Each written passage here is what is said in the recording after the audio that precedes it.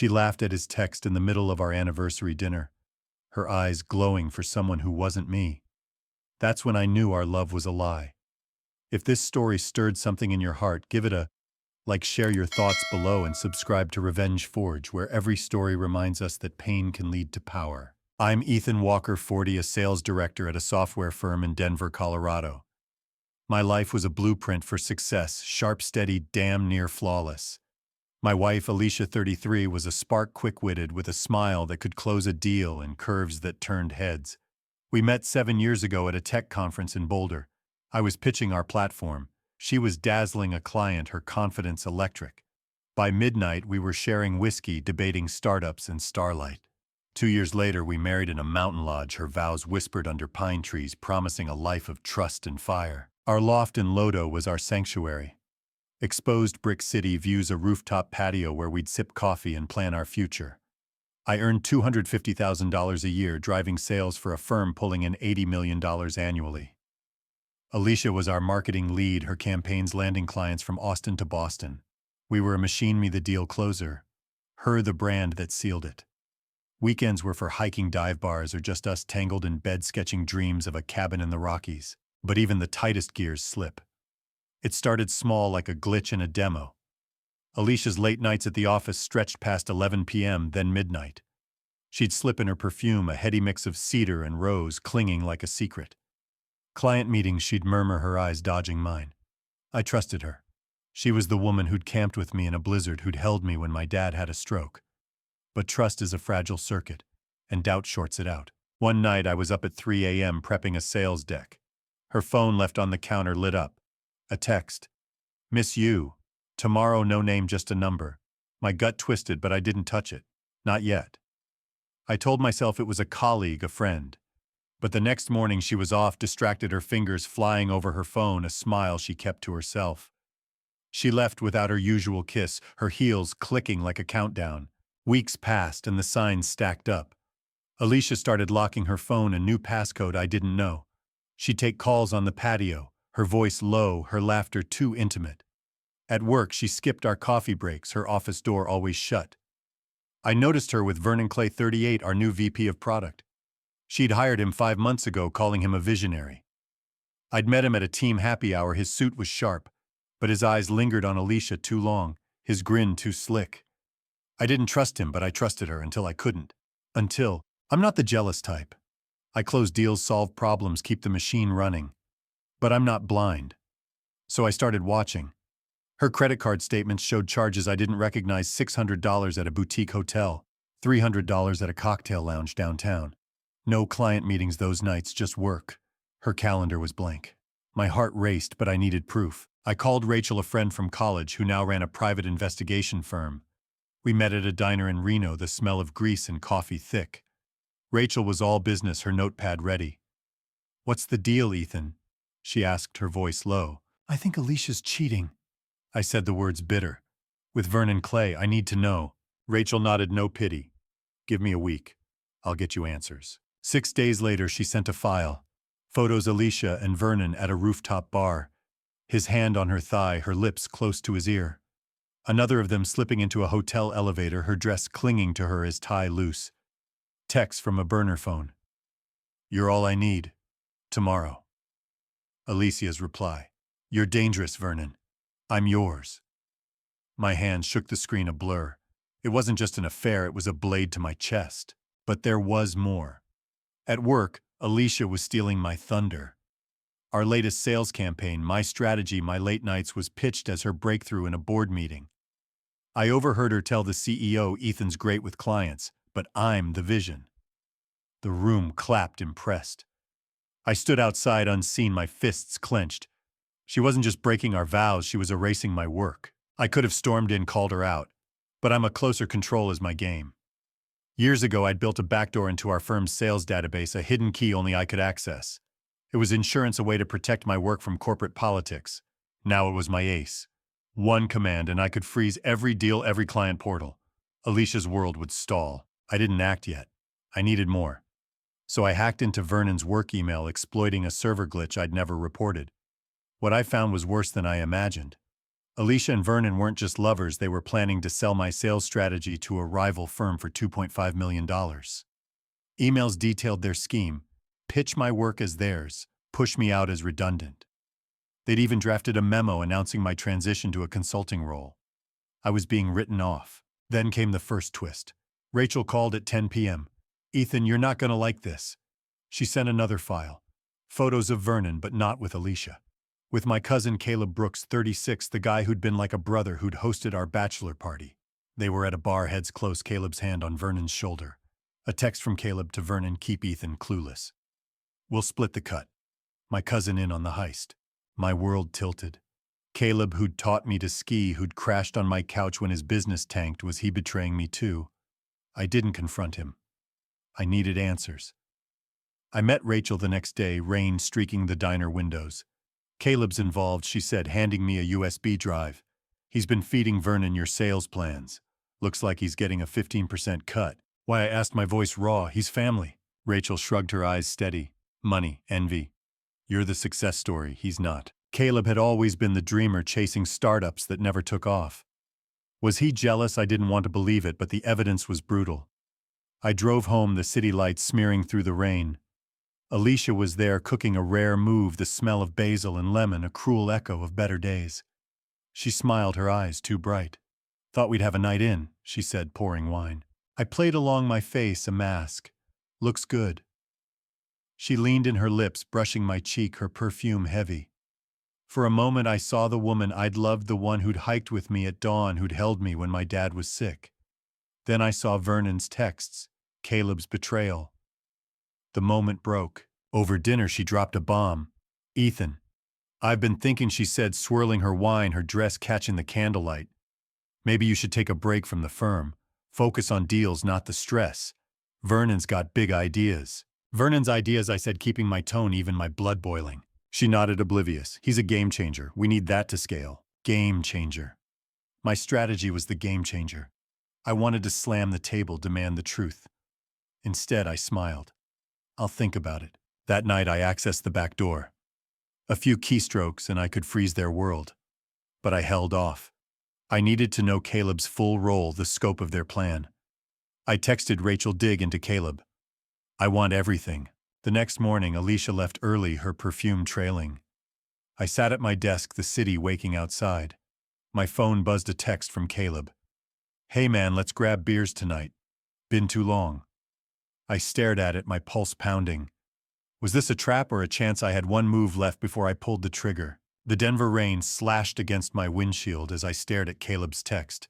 "Hey man, let's grab beers tonight. Been too long."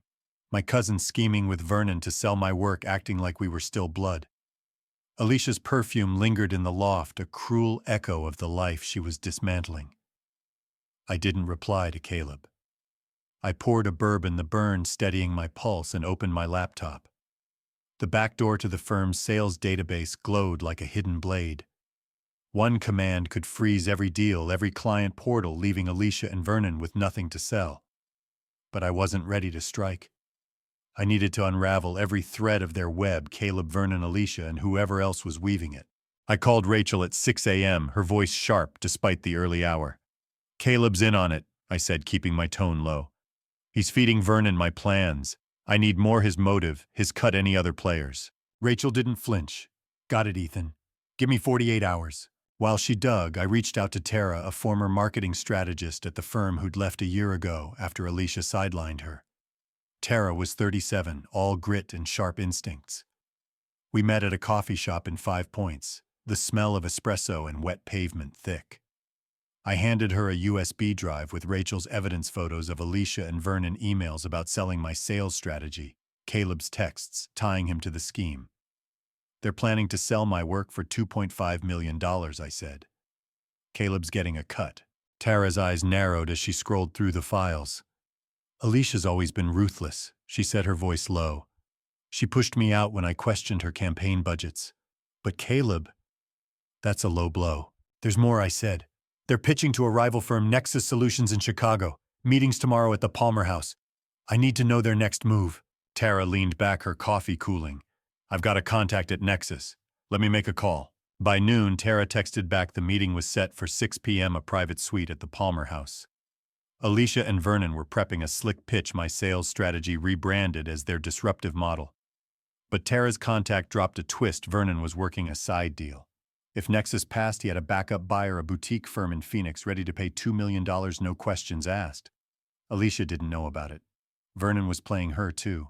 I dove into Vernon's digital trail using the back door to access his firm email. His security was laughable default passwords, no two-factor. I found a thread with a name I didn't expect, Diane Foster, 42, our CFO. She'd always been reserved, all spreadsheets and stern nods, but her emails to Vernon were cold and precise. Keep Walker out. Nexus is the goal, but Phoenix is our fallback. Alicia's too emotional, she'll crack. Vernon's reply, don't worry, Diane. She's under control. Diane, the CFO, in on the heist. My chest tightened. This wasn't just an affair or a theft, it was a conspiracy. I forwarded the emails to Tara, who cursed over the phone. Diane's been shady forever, she said. She's got her hands in every budget. This is her cash out. What's her angle, I asked, pacing the loft, the Denver skyline glinting outside. Money, Tara said. She's got a gambling problem, casino trips, online slots. Selling your strategy clears her debts and pads her exit. I needed more. I called Rachel. Look into Diane Foster, CFO. She's working with Vernon and Alicia. Rachel let out a low whistle. This is a snake pit, Ethan. I'll need time. Make it fast, I said. They're pitching tomorrow. That night, Alicia came home at 10 p.m., her heels clicking, her perfume, a sultry fog. She kissed my cheek, her lips cold, her dress clinging to her like a second skin. Big day tomorrow, she said, pouring whiskey. Chicago trip.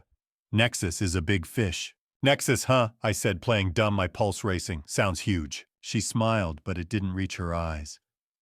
Could set us up for life. She leaned in her hand, brushing mine, her eyes catching the candlelight. For a second I saw the woman who'd hiked with me at dawn, who'd held me when my dad was sick. Then I saw Vernon's texts, Caleb's betrayal, Diane's emails. The illusion shattered. I didn't sleep. I worked tightening the tracking script I'd planted. Every email, every file Alicia and Vernon touched, I saw. By 3 a.m. I had their pitch deck, my sales strategy dressed up with Alicia's flair and Vernon's spin. They'd even mocked up a new brand, Clay Innovations, my work, their name. Then Rachel called, her voice urgent. Got something on Diane. She's not just in on it, she's been skimming from the firm for years. $375,000 funneled to a shell account in the Bahamas. Vernon's her front, but Alicia's clueless about the scope. I gripped my desk, the city lights blurring. What about Caleb? He's deeper than you thought, Rachel said. He's been meeting with Diane for months. Emails show he's getting a 10% cut of the Phoenix deal. But here's the twist, he's also been talking to a lawyer planning to leak the deal to the SEC if Vernon and Alicia don't pay him more. Caleb, not just a traitor, but a double-crosser. My stomach churned, but I pushed it down. Send me everything, I said. Rachel did, and there it was, Caleb's emails to a lawyer outlining a plan to expose the deal for a bigger payout. He wasn't just in on it, he was playing them all. I met Tara at her apartment, a cozy space with vinyl records and a cat that eyed me warily. Caleb's planning to screw them over, I said, showing her the emails. He's working with Diane, but he's got his own exit. Tara's jaw tightened. Your cousin's a piece of work. What's the plan? We don't freeze the system, I said. We expose them at Nexus's meeting, all of them. The next morning I flew to Chicago, Tara at my side. Alicia left early, her perfume lingering like a warning. She thought I was at the office, buried in deals. The Palmer House was all gilded elegance, the kind of place Alicia owned. She was in her element, her emerald dress catching every eye, her smile a weapon. Vernon stood beside her, his suit sharp, his grin smug. Diane was there too, her presence quiet but commanding, her eyes scanning the room. The Nexus execs, 3 suits with cold gazes, sat at a mahogany table sipping martinis. I slipped in Tara, blending into the crowd of tech pros. We'd hacked the guest list, posing as consultants. Alicia's pitch was flawless. Our strategy redefined sales, scalable, authentic hours. Vernon chimed in, all charm. With your investment, we'll dominate the Midwest. My strategy. Their lies. I stood, my voice cutting through the hum. Before you sign, you should know the truth. Alicia's eyes locked on mine, her face paling. Vernon's smile vanished. Diane's hand froze on her glass. Ethan, Alicia said, her voice tight. This isn't the time. It's exactly the time, I said, plugging my laptop into the projector. The screen lit up emails between Alicia, Vernon, and Diane plotting to sell my strategy. Bank records of Diane's $375,000 theft, Caleb's text tying him to the scheme, and a wire transfer Caleb to Diane, $12,000 labeled consulting fee. The room went silent. One of the Nexus execs, a man with a gray beard, leaned forward. Explain this, Miss Walker. Alicia stammered, her charm crumbling. It's a misunderstanding. Ethan's upset. Personal issues. No, I said, my voice steel. You stole my work. Diane's been skimming $375,000. Vernon's your front man. And Caleb, he's planning to leak this deal to the SEC for a bigger cut.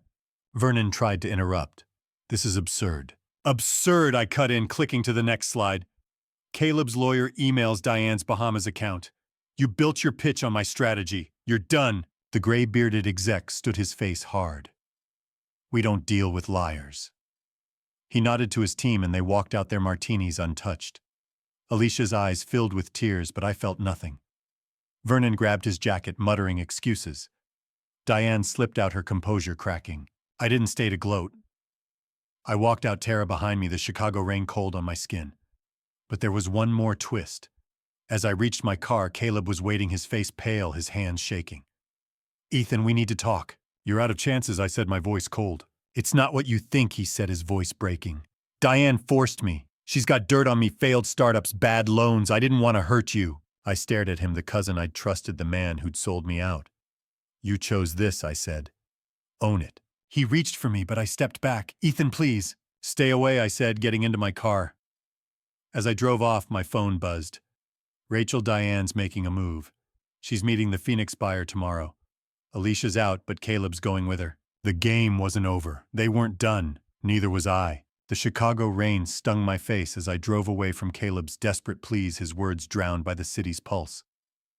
My cousin, Alicia, Vernon, Diane, they'd spun a labyrinth of lies to trap me, each turn designed to steal my work, my name, my life. But I wasn't lost. I was Ethan Walker, and I'd burn their maze to ash.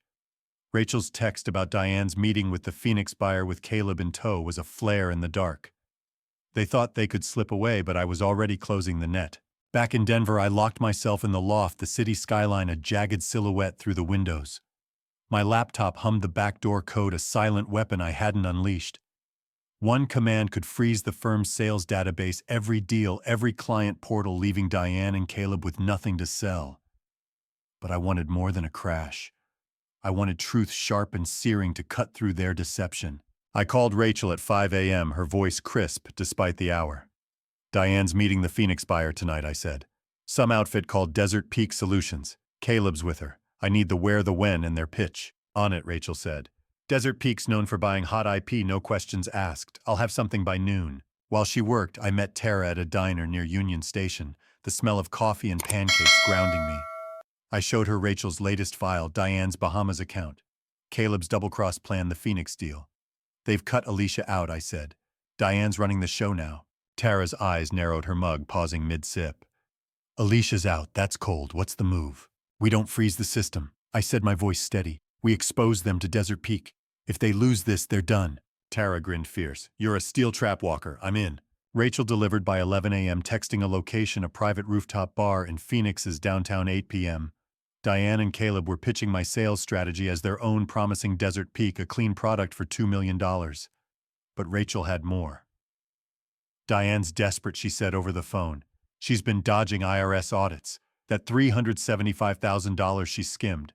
Half went to cover gambling debts, the rest to Desert Peak as a deposit. If this deal fails, she's exposed. And Caleb, I asked, my jaw tight. He's sinking, Rachel said. Diane's got him by the throat, threatened to leak his bad loans to creditors if he doesn't play along.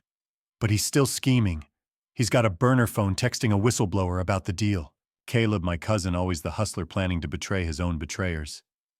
I didn't feel pity, just a cold resolve. I called Nate, a former IT guy at the firm pushed out by Diane for flagging budget issues. Nate was 40, razor sharp, with a grudge to match. We met at his loft, a cluttered space with servers and craft beer bottles.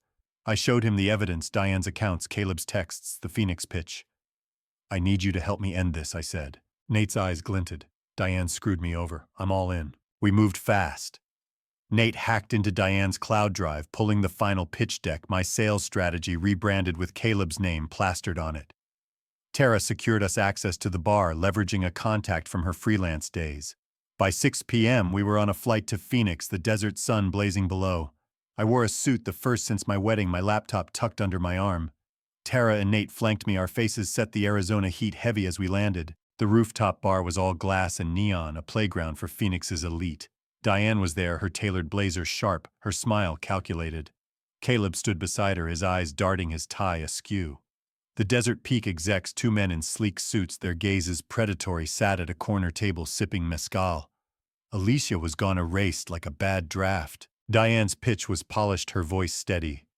Our strategy is revolutionary, scalable, authentic, ready for market. Caleb nodded, playing the loyal partner, his grin forced. They showcased my strategy, my late nights. My work dressed up as their triumph. I stood, my voice slicing through the buzz. Before you buy, gentlemen, you should know what you're really getting. Diane's eyes snapped to mine, her face paling. Caleb froze, his glass trembling. The Desert Peak execs raised their eyebrows, intrigued. Ethan, Diane said, her voice tight but controlled. This is a private meeting. Not anymore, I said, plugging my laptop into the projector. The screen lit up emails between Diane and Caleb plotting to sell my strategy. Bank records of Diane's $375,000 theft. Caleb's burner phone texts planning his whistleblower leak, and my sales logs time-stamped proving every deal was mine. The room went quiet, the air thick. One of the Desert Peak execs, a man with a gold watch, leaned forward. This true, Miss Foster? Diane stammered, her poise cracking. It's a misunderstanding. Ethan's disgruntled. Personal issues.